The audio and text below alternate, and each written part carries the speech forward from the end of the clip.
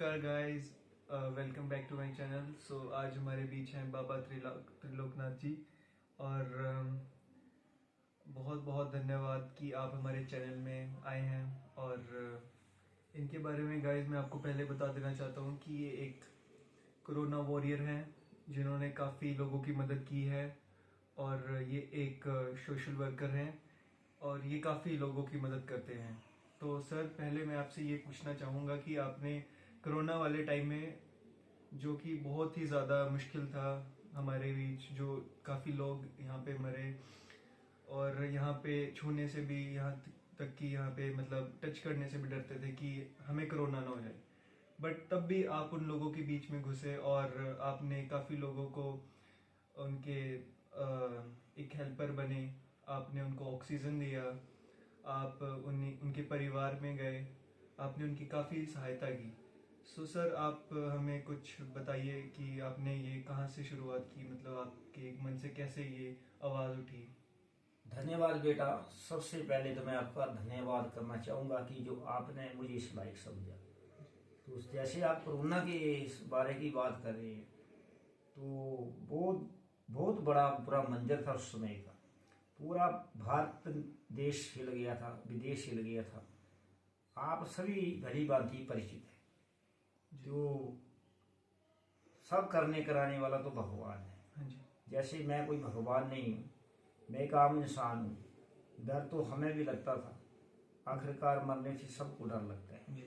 लेकिन जैसे जब कोरोना का समय आया, वो मैं बेसिकली सरकारी स्कूल में चपड़ासी लगा हूँ, तो स्कूलों में छुट्टियां पड़ गई, सारा सिस्टम जो है वो बंद हो गया।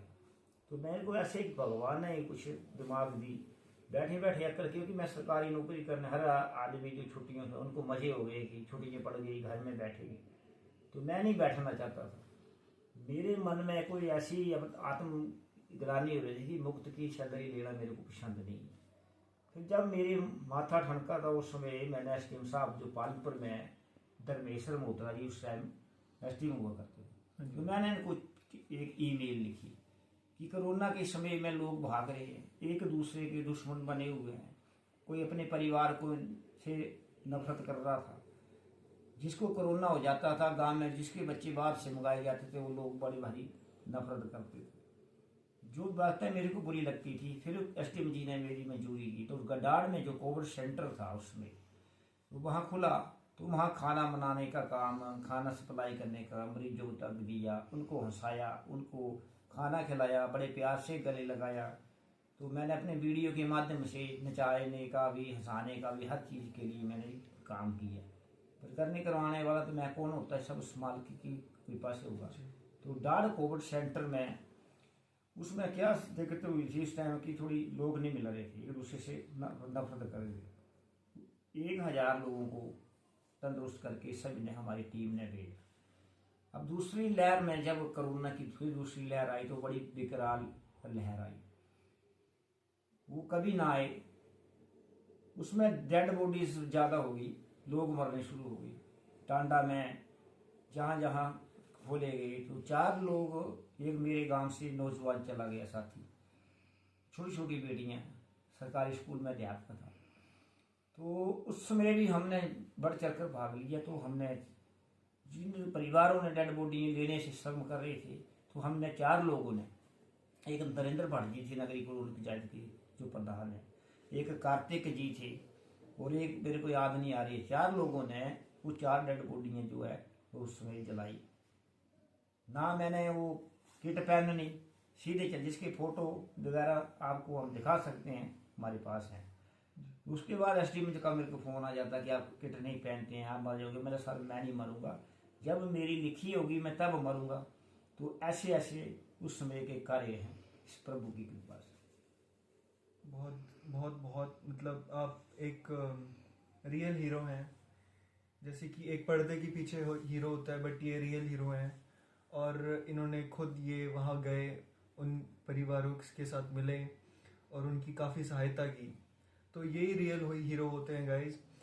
सो बाबा त्रिलोकनाथ जी ने काफ़ी शादियाँ भी करवाई हैं। लाइक जो गरीब थे परिवार, वो शादी नहीं कर पाते थे, इन्होंने काफ़ी सहायता की है उनकी।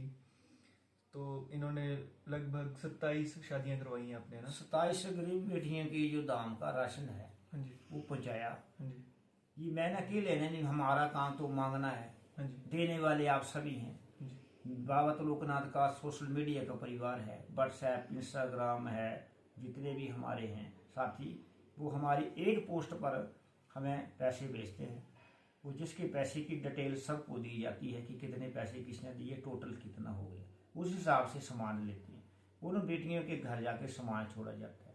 और जब केस वेरीफाइड करने से मतलब पहले, जो पोस्ट डालने से पहले उनके घर जाना पड़ता है। जैसे किसी ने हमें बताया है कि फलानी जगह में गरीब बेटी है, उसकी दाम का सामान है, तो पहले हम मौका देखने जाते हैं कि वाकई वो सच में जरूरतमंद लोग हैं या नहीं है। क्योंकि आजकल कुछ हेरा फेरी होती है, कुछ ठगी बाजारी होती है जो हमें पसंद नहीं है। तो जहाँ पे हम जाते हैं तो कई लगता है कि पात्र लोग हैं, उनको ही पोस्ट, जैसे जिस बेटी का पिता नहीं है, जिस बेटी का कोई भाई भी नहीं है, पिता भी नहीं है, गरीब हालत है, उनके लिए सेवाएं पहले देते हैं।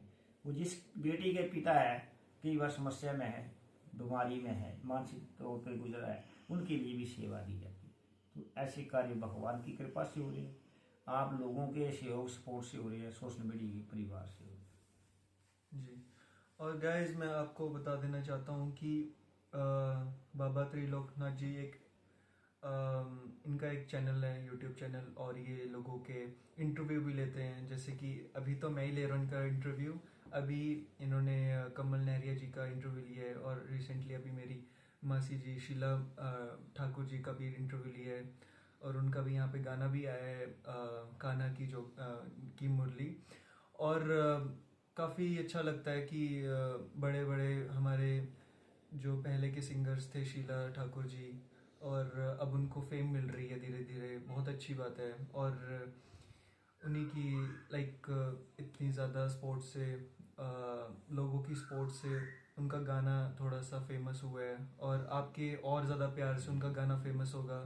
और सर हमारी मासी का इंटरव्यू भी लेने आए थे, बट जब मैंने इनकी बात सुनी कि इन्होंने इतने लोगों की मदद की है कोरोना में, और शादियों में लाइक कि खुद बच्चों की भी मदद करते हैं, बच्चों को पढ़ाते भी हैं, एंड मतलब काफ़ी सहायता करते हैं, और एक ये रियल हीरो हैं इस समाज के। तो मैं आपको यही कहना चाहूँगा कि आप भी लोगों की मदद कीजिए, क्योंकि हमें खुद ही उन गरीबों का सहारा बनना पड़ेगा। और कोरोना टाइम में भी इन्होंने काफ़ी सहायता की। तो मैं आपसे एक प्रश्न और पूछना चाहूँगा, जैसे कि आजकल की यूथ जो कि ड्रग्स बहुत लेने लग पड़े हैं, जैसे कि भांग हो गया, चरस हो गया, लाइक ये जो भी इंजेक्शंस हो गए, तो आप इसके बारे में क्या कहना चाहोगे? बिल्कुल, ये सबसे बड़ा जरूरी महत्वपूर्ण मुद्दा जो आज के ज़माने में आपने बड़ा अच्छा उठाया। हाँ जी। क्योंकि आप भी नौजवान हो, हाँ जी। आपके जैसे कई नौजवान पूरे हिमाचल प्रदेश में बिगड़ रहे। पहले पंजाब में बुरा हाल होता था, अब थोड़े पंजाब के हालात सुधर रहे हैं। खैर सारे तो नहीं है, कुछ लोग हैं अभी भी। अब हिमाचल में देखिए चिट्टा जो है, सफ़ेद पाउडर है, हाँ जी। कुछ ड्रग्स के द्वारा ले रहे हैं, कुछ इसको सूंघ के ले रहे हैं, जो कि ये बहुत ही बड़ा जहर है। इसको जिसको लत पड़ गई चिट्टे की, समझ लो उसकी मौत हो गई। नगरोटा हुआ है, 4 लोग मर गए, नौजवान बच्चे, जिनके माता पिता जो माता पिता क्या सोचते होंगे, जिन्होंने जन्म दिया, संसार पाला पोसा, लाइफ बनाना चाहिए, वो चिट्टे नशे से बचना चाहिए। इसको लेने से लोग मर रहे। इसके क्या संकेत है? जिसके जो अंगूठे काले होते हैं, जिसके थोड़े से अंगूठे काले हों, जो कहीं बाहर न जा सके, बाथरूम में बैठो घंटे 2 घंटे लगाए, तो उस बच्चे पर निगरानी रखना चाहिए। जिसके अंगूठे काले बच्चे की निगरानी रखने, इंजेक्शन लेता होगा तो उसके यहाँ जैसे वो निशान देखने चाहिए। इंजेक्शन के निशान हो जाते काले रंग के, वो जाते नहीं है। तो ऐसे बच्चों पर नज़र रखना बड़ा जरूरी है। और हर माता पिता से मेरी विनती है कि बड़े बच्चों पर नज़र रखें, क्योंकि आज की डेट में चिट्टा बड़ा घातक है। और मुझे समझ नहीं आ रही है कि ये बॉर्डर सील हैं, पुलिस नाके हैं जगह जगह, फिर ये आखिर पहुंच कैसे जाता है? हमें तो इस बात का चिंतन है। कई बार हमारी पुलिस वालों से मीटिंग होती है, डीएसपी साहब से हमारी मीटिंग हुई थी पीछे। अभी एसएचओ पानपुर से बात करेंगे, शालिनी गिनोत्री जो एसपी महोदय है उनसे भी हमने बात की। अभी टाइम नहीं मिल रहा है कि इस मुद्दे में बैठ के चर्चा करेंगे कि आखिरकार पुलिस है, आर्मी है, सिस्टम हमारे पास है, फिर ये चिट्टा आखिर हमारे नौजवानों तक तो कैसे पहुंचाया जाता है? तो ऐसी सरकार को जो ऐसा चिट्टे नशे वाले हैं, सौदागर है, जो बच्चों को बिगड़ रहे हैं, उनको तो सीधी संपत्तिशील होनी चाहिए, उनको काली फांसी जैसी सजा होनी चाहिए। तो ये गंभीर मुद्दा है। आपने बड़ा अच्छा प्रश्न किया, और आपने भी नौजवानों को संभालना है।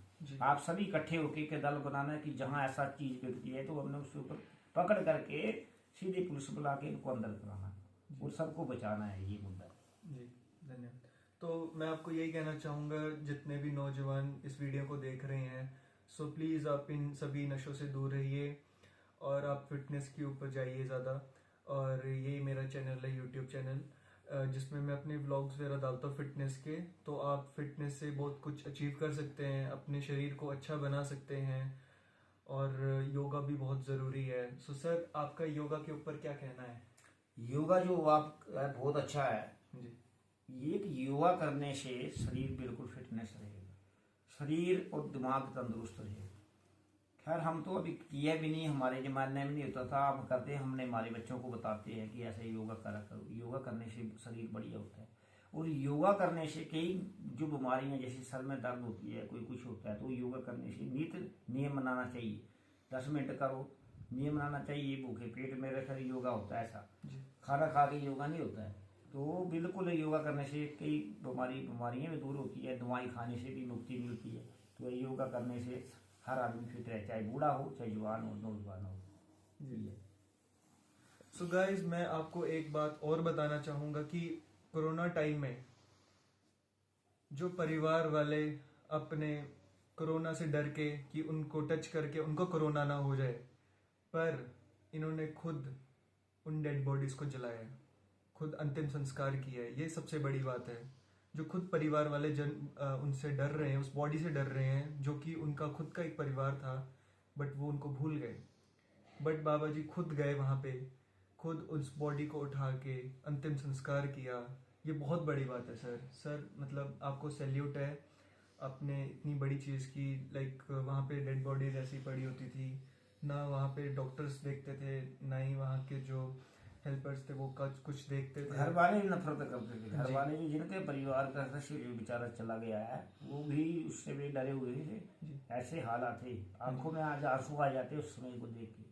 जैसे कोरोना की बात आपने फेस की है तो मेरे को याद आया, जब पहला लॉकडाउन लगा हुआ था, वो कई बेचारों के पास खाने को समस्या, दिहाड़ी नहीं लगा रहे थे, मीडियम परिवार थे, गरीबों के लिए तो सभी लोग दे रहे थे, हम भी दे रहे थे। वो मैंने ऐसे जो बेचारे बोल नहीं सकते, उनको जरूरत पड़ गई खाने के लाले हो गए, मीडियम परिवार के लोग। तो एक ने मेरे से बात की, यार ऐसे ऐसे शर्म कर रहा था। फिर मैंने देखा कि उनके लिए मैंने 3 महीने का राशन जो है वो दिया है, दूध भी दिया, चाय भी दी। फिर मैंने मंथन किया कि क्यों ना ऐसे परिवारों को देखा जाए कि जो बोल नहीं सकते, मांग नहीं सकते। तो ऐसे 25 परिवार जो थे मेरे गाँव में, वो और जगह, तो उनको राशन पहुँचाया 2-3 महीने। तो ऐसे योगदान होते रहेंगे, आप सब साथ मिलना चाहिए जी, तभी तो अच्छे काम होंगे, अकेले आदमी कुछ नहीं कर सकता जी। और हमने ये भी सुना है कि बाबा जी ने काफ़ी गरीब लोगों को खाना भी घर में पहुंचाया है, जिन कोरोना टाइम में किसी के पास भी नौकरी नहीं थी, सभी बेरोजगार हो गए थे। और इन्होंने खुद एक गरीब बच्चों को खाना दिया, कम से कम 150 से 300 तक तो दे ही होगा सर आपने। जी जी। हाँ जी सर, आपका मतलब इस चीज़ में मुझे इतना ज्ञान नहीं है, तो आप मुझे बता सकते हैं आपने क्या क्या उस टाइम पे फेस किया था, खाने वाले टाइम पे जब बच्चों के पास खाना भी नहीं था? खाना नहीं होता था तो उनके लिए खाना वगैरह जो ये भी चीज़ें होती थी, राशन वगैरह वो दिया जाता था। साथ में कई बार भोजन भी दिया जाता था गर्म गर्म। तो ऐसा सिस्टम हो गया था कि उस टाइम जो झुग्गी झोपड़ी वाले बाहर के लोग रहते थे, उनके बच्चों के लिए फोकस किया था हमने ज़्यादा। बाकी गांव में बच्चे तो खाते ही हैं, गांव के लिए जो फोकस था हमारा झुग्गी झोपड़ी वाले बच्चे जो बाहर के लोग रहते थे उनके लिए। वो जैसे सर्दियों का समय हो गया तो उनके लिए स्वेटर वगैरह जो कंबल है, हमें कई बार बोलते हैं पोस्ट डाल दें कि जो पुराना घर में कंबल बचे हैं, पुराने कपड़े हैं, वो फेंके ना, वो हमारे पास दें ताकि हम जरूरतमंदों को पहुँचाएँ। ऐसे ऐसे कार्य होते रहते हैं। बाकी जब तक जिएंगे तब तक अच्छे काम करेंगे, जब संसार से चले जाएंगे तो सब काम अच्छे ही जी जी सर। सो बहुत बहुत धन्यवाद गाइस, और थैंक यू बाबा जी, आप हमारे चैनल में आए धन्यवाद। और काफ़ी अच्छा लगा। ठीक है। Thank you guys.